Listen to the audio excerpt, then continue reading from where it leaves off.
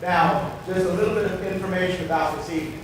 Some of you tried to pay us when you came in the door. Now, fortunately, I was there. My wife may have taken the money, who knows? But there was no charge for this evening.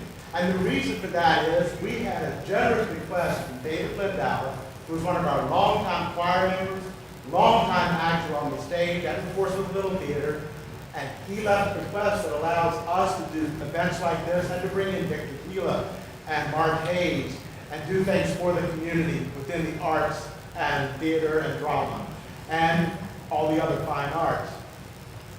Now, we are Methodists, so we can't get it by with any event without doing some sort of offering.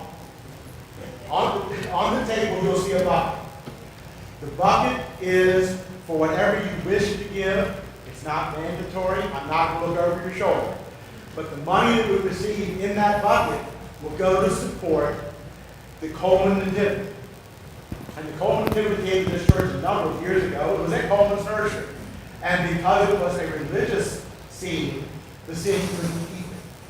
So we were able to get it and have it here. And every year, it goes up in our chapel and is open to the public. The expense of maintaining this is fairly high because we have large sets that have to be taken up, put down, stored every year. We have characters that are over 60 years old, most of which have gotten... Don't look at me when you say that.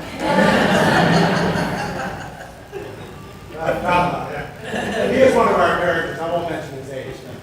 But most of them have been lovingly restored, which is a process that very few people can do well. We've been fortunate to find somebody that does that for us and does that very well. But the reason that the donations this time are for the Coleman Nativity is because of the flood. When we were putting up the Nativity a few years back, we were being very careful with characters.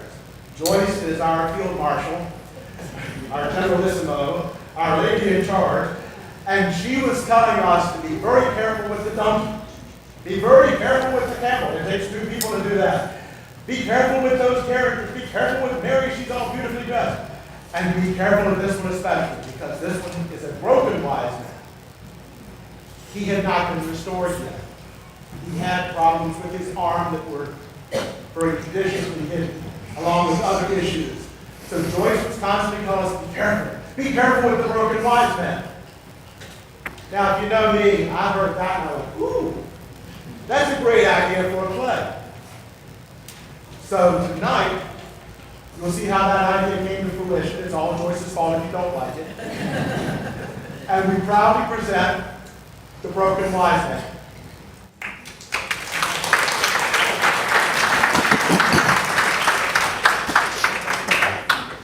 Well, let's see now. How many days has it been? Too many. We must be getting close. Closer every day. You said that yesterday, and the day before, and the day before that. Well, the star is getting brighter. You and your silly star. I can't believe you concocted this scheme, and then I fell for it. Look what you've gotten us into. But it's a wonderful adventure. Aren't you looking forward to what the star reveals? All I know is we keep moving west and getting further away from home. We'll be there any day now. Beware. Well, the next closest town is Bethlehem. Bethlehem? Really? Only a day away. We've come all this way to go to Bethlehem? There's nothing of interest in Bethlehem. A few stables, a few inns. The star will lead us if we follow faithfully. The star will lead us. The star will lead us. I don't know how many times I've heard you say that. Well, look where it's taken us so far. Aren't you excited? To go to Bethlehem? Really? To make a magnificent journey, to follow the star, to bring gifts to the newborn king. Yeah, about that. You know, the king and Bethlehem just don't seem to go together. That may be true, but we shall follow the star. And then there's the gift debacle. Debacle? Debacle. I don't understand. Nor do I. I have gold to bring to him to signify wealth and good fortune. And I have frankincense to signify the holy and spiritual life that we're going to lead. Precisely. You've got gold. You have frankincense. I have embalming fluid. What on earth do you mean? You know that embalming myrrh is much more than that, don't you? Don't you know that? All I know is you two got the cool gifts. I got stuck with myrrh. Ah, it's a very practical gift. Maybe. But the first thing that pops into people's minds is death and dying. Perfect gift for a baby. I'm sure his mother will be pleased. It's an expensive gift, fit for a king.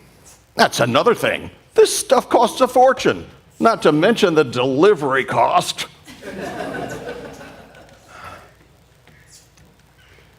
You quit complaining. That's all you've done this entire trip. You should have stayed home. I wish I had. Please, will you two stop? We're almost to our destination, and we should be happy and cheerful when we meet the newborn king. Happy and cheerful in Bethlehem, yeah. Wherever we shall find him. I just hope it's soon. It will be. But now we must get some rest. I sense tomorrow may be a big day. Oh, big day in Bethlehem, yeah. Oh, boy. Wyatt, get some rest.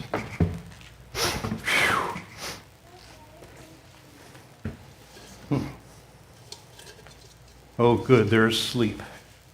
Maybe now I can get some divine guidance. Let's see what the stars have to tell us.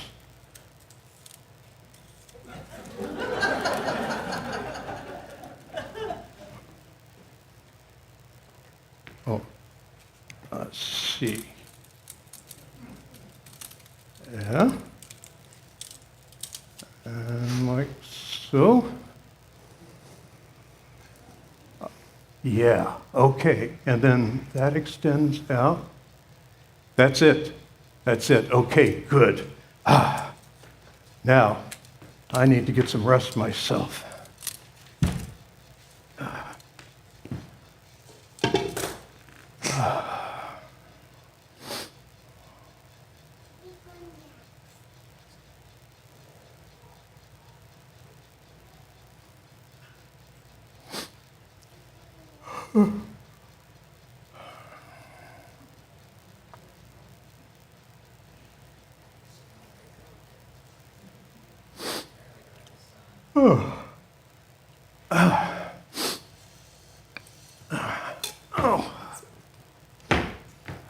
Okay. Gentlemen, I studied the stars last night, and I do believe that Bethlehem is our destination. We should be there by nightfall, and the star will lead us to the exact location that we seek. That is great news. I'm excited to meet the newborn king. It's about time. I'll be glad when this nightmare is over. Nightmare? That's what I said. But it's a glorious journey. It's a quest. An adventure that'll be talked about for generations to come. Well, that's if we can even find our way home through this barren land to tell the story to anybody. We will make it home. I will seek divine guidance to set our return path. Divine guidance? I'd prefer a map. Don't we have to report back to Herod about the newborn king? I don't think that would be prudent.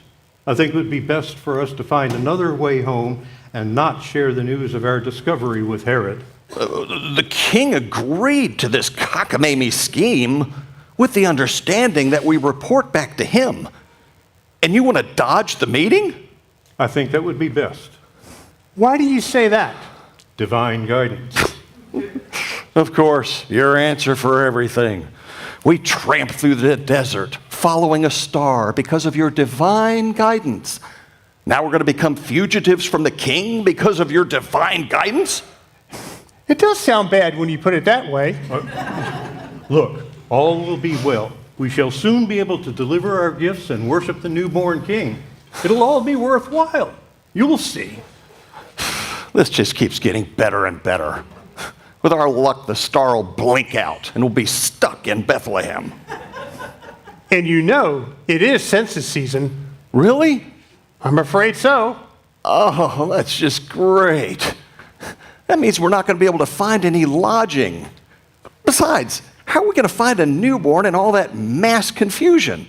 It'll be like looking for a needle in a town full of haystacks. The star will guide us. That better be a pretty good star to pinpoint a newborn. It is. I've seen the path through Divine guidance, yeah. Listen, we have come this far. What we seek is within our reach. You should be joyous. We soon will be in the presence of greatness. Look, we all studied the scriptures to find the timing of this glorious event. All of our studies have put us on this path, and we come prepared to worship the newborn King. I've heard this story before. And you should be honored to be part of this journey. You know, he's right. We've been chosen because of our great knowledge. We have seen the signs and stepped out in faith. This night we shall find what we seek. Okay, I get it. Let's just get this over with. I'm tired, I'm dirty, and I want to go home. You'll be home soon enough, with us having made a glorious discovery. We will find our place tonight. Really? Tonight? Yes, It's about time. it will be tonight. I've been given the knowledge through divine guidance. I should have known. And they call you a wise man. So, Mr. Divine Guidance, do we have an address yet? All will be revealed. Somehow I knew that was going to be your answer.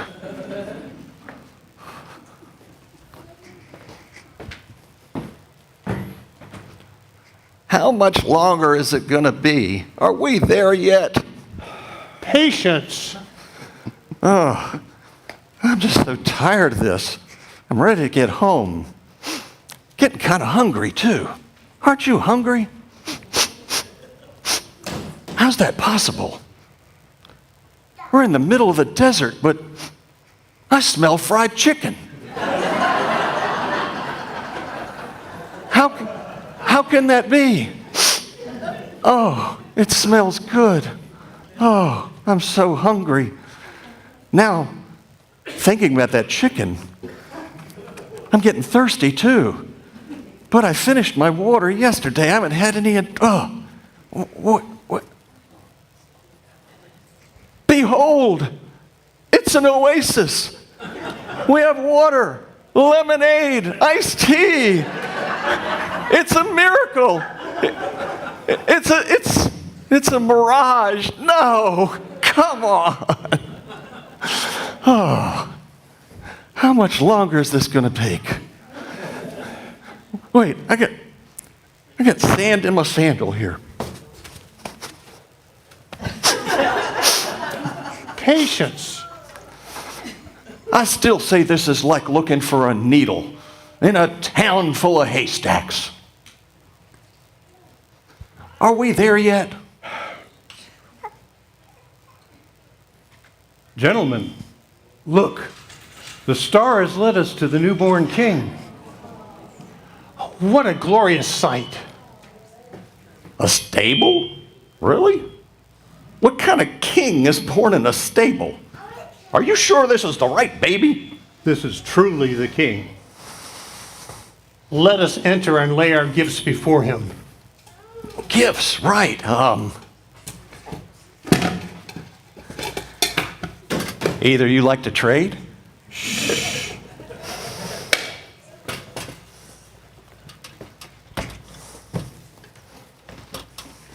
We come to worship the newborn King. We bring gifts to honor his birth. Is it time to go home yet? I bring gold, a gift to signify wealth and good fortune. Thank you. I bring frankincense to signify all that is holy and spiritual. Thank you.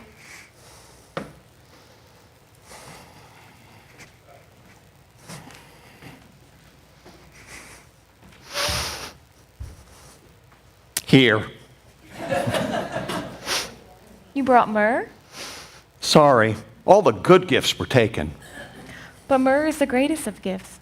It is the holy anointing oil of the consecration of kings. You truly are a wise and generous man. And now we must leave you. We have a long journey ahead of us. We thank you for the honor of greeting the newborn king. Do we have to go already? It is time.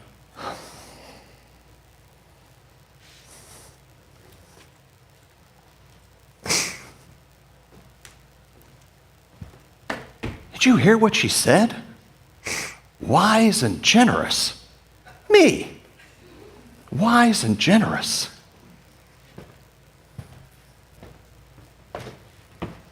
I'm glad I talked you two into this trip.